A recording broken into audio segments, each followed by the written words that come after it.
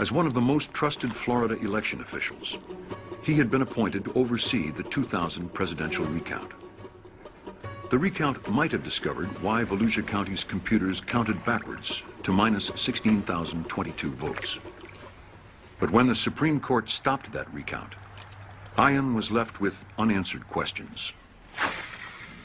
One of the reasons that interests me about the Volusia County situation and what happened there is that we in Leon County used the identical voting system, the Diebold AccuVote 2000.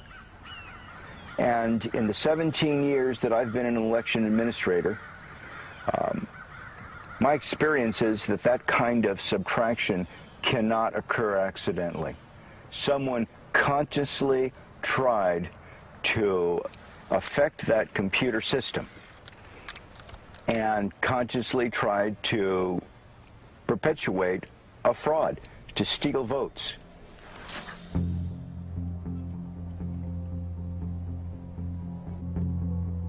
During his research, Hari had discovered that Diebold's memory cards effectively allowed negative votes.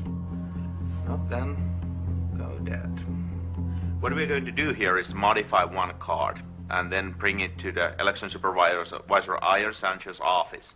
Plug it as the real card in any election to the real election system and run ballots through. And that's the same system which have been used in a number of previous elections. And we'll see that what is the power in the ballot box. This should be just an empty box containing the votes, but it has more capabilities than that. So it's a very simple process. You just add the card in, you run the rewrite program, tell where to find the scanner, and tell exactly what file you want to be put in, and off it goes. Hari's hack is a variation on stuffing the ballot box before anyone has voted. But this is always suspicious because you end up with more votes than voters. So Hari used 5 negative votes for one candidate and then gave the other one 5 positive votes. So as people cast their ballots, the total number of votes always equals the total number of voters. But was Hari right? Black box voting went back to Tallahassee for the ultimate test. Well, let me tell you what we're going to do today. We have constructed a mini election, but Harry Hersey, as you have served as a technical advisor of how to do this, we're going to ask you to remain outside. After you, let me introduce you to my election staff.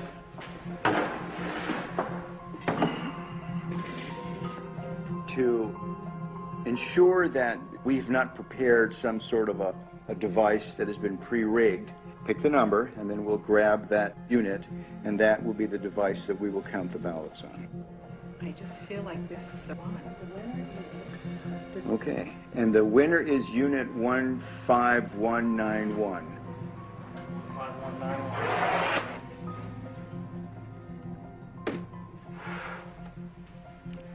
What we have here is a programmed optical scan ballot. There is only one question on this ballot. Can the votes on the Diebold system be hacked using the memory card? I have only touched the memory card, not the other parts of the Diebold election system, which is going to be used today. Only the memory card. And I can certainly speak for myself and Harry, and that we're going to vote yes. All right, then let's have the rest of us vote no. 2 individuals, Hugh and Harry, will be voting yes. The rest of us will be voting no. And then we'll scrutinize the ballots afterwards to ensure that that is indeed the mark. Well, it's down to you. You're the last voter, Harry. All right. I think it could be. So I vote for yes. You will be the second yes. All right, Ian, here is the memory card I have touched. Okay. Now, this is the only piece of Diebold equipment that you've used. That's correct. Well, thank you. Let me take your ballot in. This card will go into this slot. The next activity that the election worker does on the morning of the election is turn the machine on, making it live to receive votes. When you do that, this machine will produce what is called a zero total tape. The machine is going through a self-test analysis. and then it'll spontaneously turn on.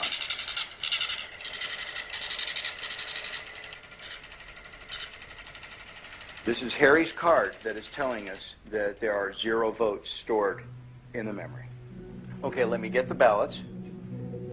Let's insert a yes ballot. We're going to put in another no. 7. And the last no ballot, 8.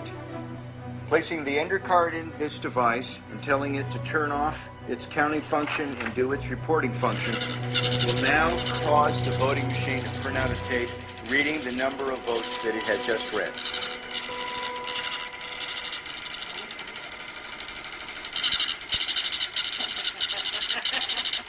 Oh my.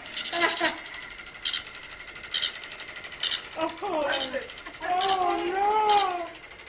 What is it? What is it? 7 yes, 1 no. Oh my god!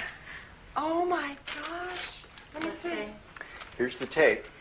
7 people said it could be hacked. And we put through 6 and 2. 6 no no's and 2 2 yeses. yes. Oh my gosh, do you know what this means? How do we know that Harry didn't just change the report and the votes themselves on the memory card are still correct? If that was the case, when they go into GEMS, the results would be different. Isn't that right?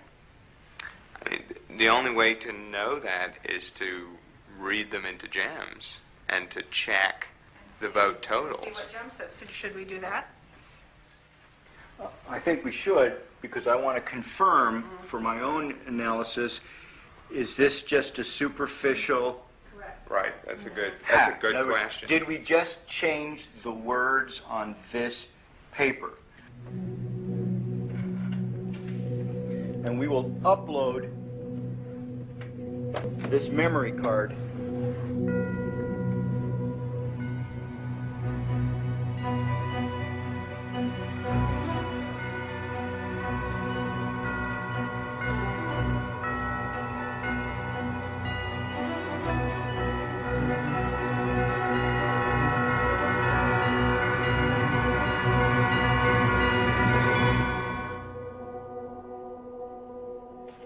if I had not seen what was behind this, I'd have no reason not to. I would have certified this election as a true and accurate result of a vote.